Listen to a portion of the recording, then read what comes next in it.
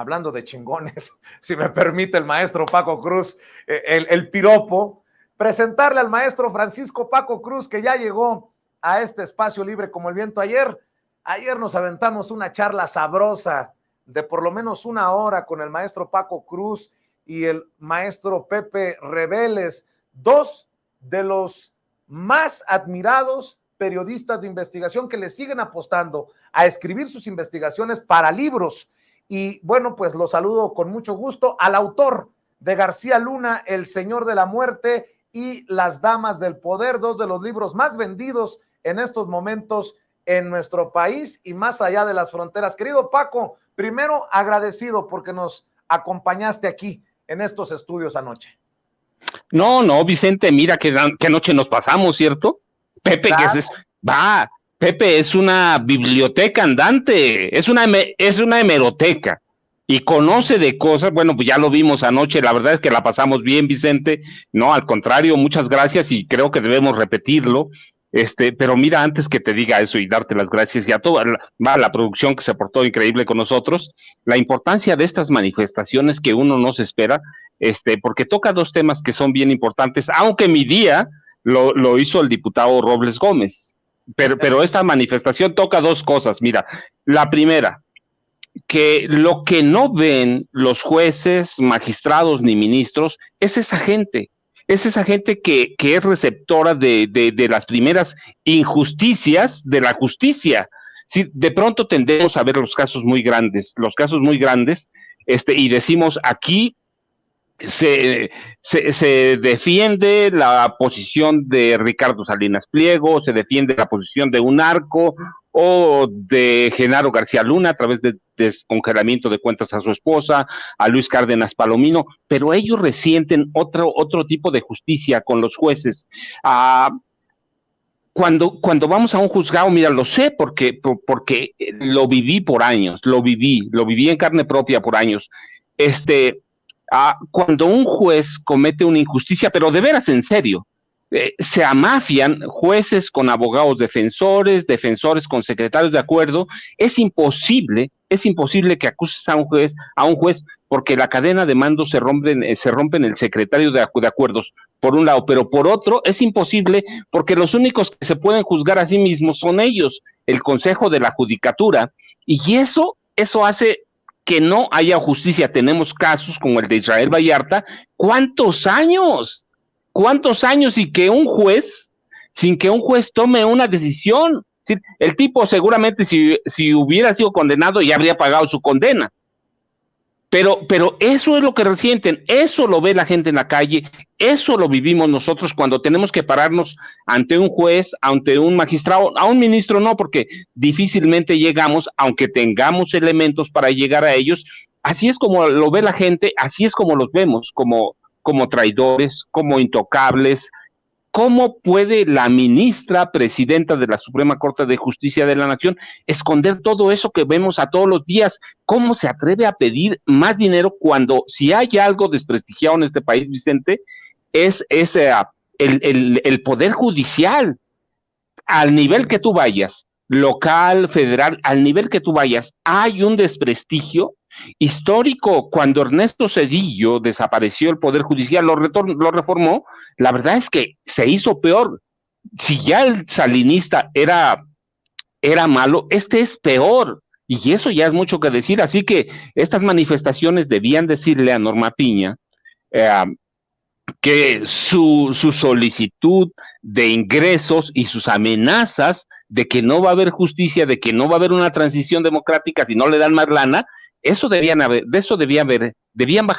debían salir de su burbuja y salir a la calle y ver a estas personas, vernos a nosotros, no como periodistas, sino como personas que en algún momento hemos tenido que enfrentar mentiras, abusos de los jueces y que no puedes hacer nada. ¿Por qué? Porque ellos te pueden congelar tu dinero, pero inmediato, sin ninguna justificación, no necesitan nada. Y además son cobardes, nunca aceptan que mintieron, nunca aceptan que se corrompieron, nunca aceptan que hicieron trampas, Vicente. Así que esta manifestación me hace el día, pero y me la hace porque por los periodistas que exhibe, que nosotros los conocemos, que conocemos a todos y a los políticos, pero mira, me la hace bien el día el diputado Robles Gómez, porque los llama la cofradía del chayote. Yo los conocía como el fideicomiso del fomento al chayote, hoy tenemos otro nombre, pero esa es la realidad, Vicente, eso es lo que ve la gente todos los días, y yo sí diría, mira, que el presidente López Obrador es culpable,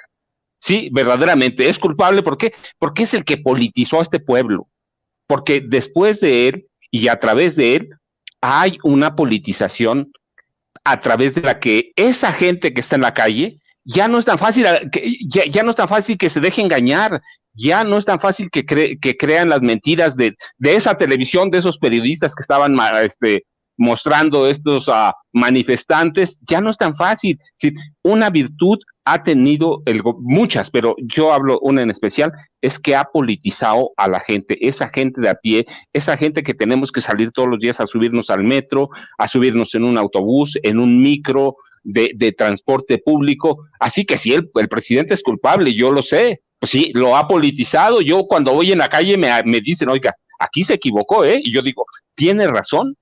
Hoy la gente reclama, pero te digo, pero el diputado Robles Gómez ya me la hizo.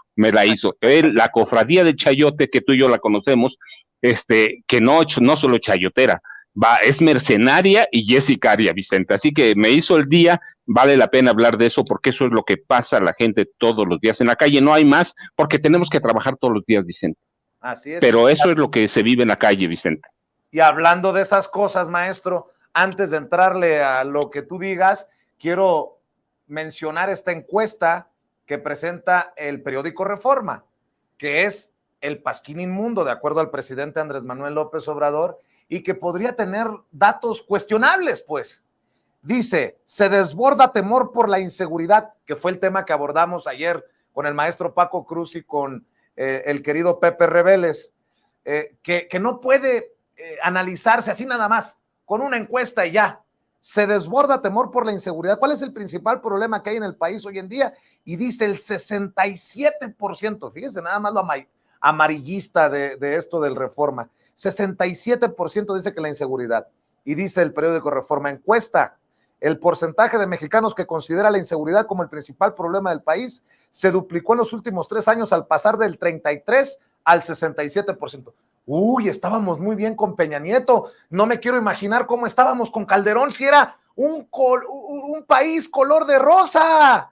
Pinches chayoteros. Y bueno, ¿a dónde iba? Jorge Ramos, el conductor de los noticiarios de Univisión, el estrella de la comunidad hispana y latina en Estados Unidos, dice, no hay otros datos, la política de seguridad del gobierno mexicano ha fracasado.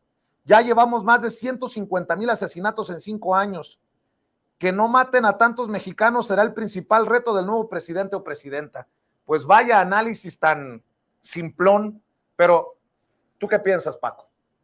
Mira, te voy a decir lo de Reforma primero, porque es un dato muy chistoso, con toda la seriedad que amerita. Reforma terminó convirtiéndose en lo que no querían los dueños de Reforma, los Junco.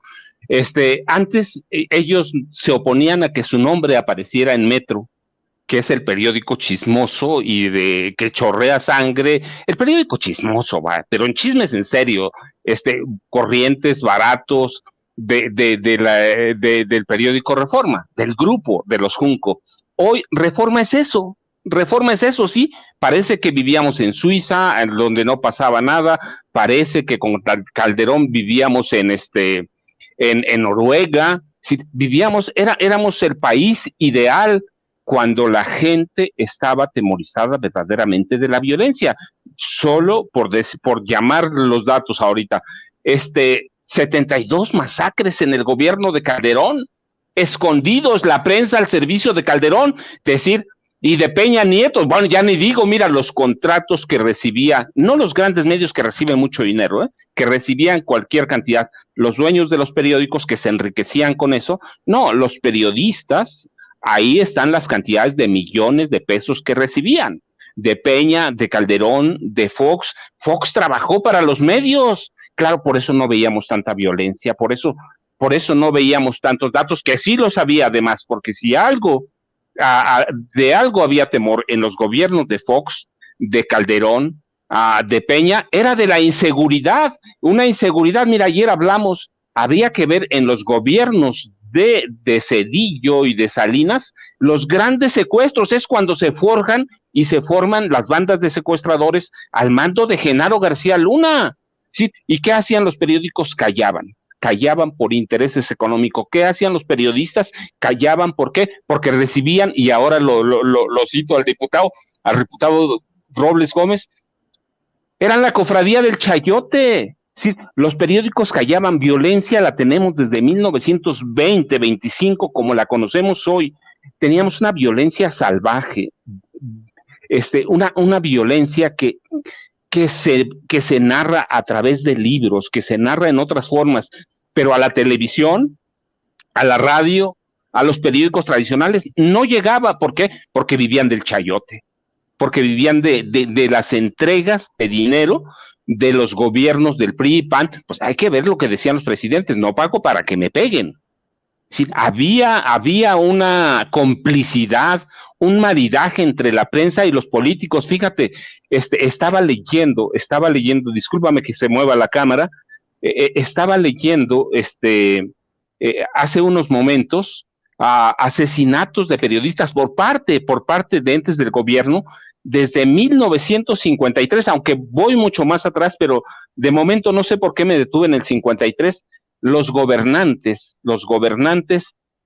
pagaban por asesinar a periodistas y esa prensa callaba. Sí, asesinatos y violencia ha habido desde 1925, como lo conocemos hoy, matanzas colectivas, salvajes. Tengo por ahí un libro que publiqué en 2007, fíjate, 2007, donde hablo de todo eso, pero ¿qué hacía la prensa? Callaba. ¿Por qué? Porque recibía de los gobiernos de Peña, de Calderón, de Fox, de Zedillo, recibía todo ese dinero. Entonces no se conocía el nivel de violencia. Es hasta que hay un auge en Internet cuando descubrimos que este era un país violento. Y hoy publican todo, pero Reforma en este caso, bueno, pues ya se convirtió en lo que era, en el Metro. Sí, ya no debe llamarse Reforma, sino Metro. Entonces, no, es un problema gravísimo, pero que no es de hoy, Vicente, y que necesita una solución de muchas formas, pero que tiene la culpa, y es lo que no dice Reforma, desde todos los gobiernos del PRI y del PAN, por ejemplo, solo para citarles un caso, nunca un presidente se preocupó por crear una policía de carrera, nunca. ¿Por qué? Porque estaban coludidos con la delincuencia. Estaban coludidos los presidentes, sí, ahí está Calderón, ahí está Peña. Mira, te lo digo hoy porque lo escribí en 2008, lo publiqué en 2008, lo publiqué en 2009. Peña es un capo del narco y esa prensa lo protegió, esa prensa lo llevó a la presidencia. Lo dije, Peña es el principal sospechoso de la muerte, del asesinato. Yo lo dije, de Mónica Pretelini había evidencias y esa prensa lo ocultó. Bueno, mira, le decían, yo recuerdo mucho, iban los periodistas a Toluca y cuando iban a comer tortas al portal, a los portales, al otro día, a los 2 días, escribían que Peña era un estadista, tenía figura de estadista, cuando el tipo ya era un criminal en Toluca, en el Estado de México, cuando él, a través de su familia, controlaba el crimen organizado, a través de José Mansur Ocaña, lo insisto, porque vive el tipo, como delegado de la PGR, controlaba también parte del narcotráfico en el Estado de México, y esa prensa lo calló, lo silenció, lo ocultó. Así que, Vicente, pues, ¿qué podemos esperar? Hay una narrativa muy engañosa, muy tramposa, y sí, parece que vivíamos en Suiza, en Suecia, en Noruega, vivíamos en Europa, no pasaba nada en este país, pues no pasaba nada. ¿Por qué? Porque se vendían. Recuerda aquella reunión muy famosa, el encuentro que cita Calderón a solicitud de Genaro García Luna, para que los periódicos cambiaran su narrativa de la violencia, y todos le fueron a firmar, vamos a cambiar, y Televisa quería ser presidente a Genaro García Luna, con esos periodistas que hoy salen en la marcha, ¿sí? Felipe Calderón quería ser presidente a Genaro García Luna, le creó un programa en Televisa creó a Enrique Peña Nieto. Sí, esa prensa es una burla, y Jorge Ramos, pues hay que entender quién es, ¿sí? Es un tipo que se fue y que vive en otro mundo y que es también, es asalariado de Reforma. No me digan que esa columna la escribe gratis. Cobra sus buenos miles de pesos por publicar esas cosas que publica. Y bueno, pues sí, allá desde su escritorio está muy bien. Yo te platicaba, tenemos asesinatos de periodistas mira, te voy a dar nada más una fecha, desde 1912, por parte del Estado, de entes del Estado, presidentes municipales, gobernadores, secretarios de Estado.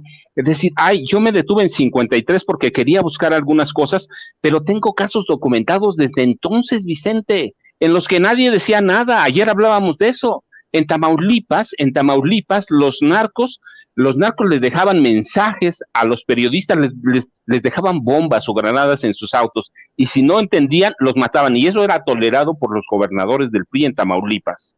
Gobernadores como Francisco Javier García Cabeza de Vaca, que hoy ya lo vemos, tiene campos de exterminio. Entonces, esa prensa callaba muchas cosas, esa prensa manipulaba, desinformaba y se olvidaba de que vivíamos en un país violento. ¿Cuántos periodistas mataron en el gobierno de Felipe Calderón? 111, 120.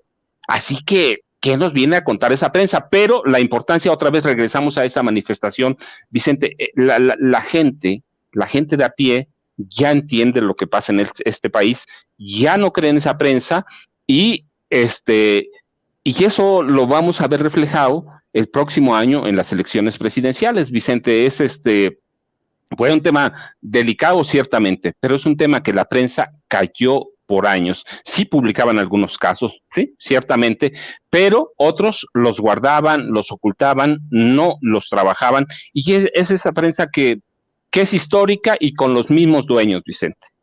Oye, Paco, y para cerrar con esta oportunidad de saludarte, ¿qué puede esperar la gente de lo que parece una traición de Alito Moreno a Beatriz Paredes? Beatriz Paredes que dice, no voy a declinar para apoyar a Xóchitl Gálvez, y Alito Moreno que dice, no le dan los números en las encuestas a Beatriz Paredes. Beatriz Paredes dice, pues muéstrenme los números antes de hablar de una declinación.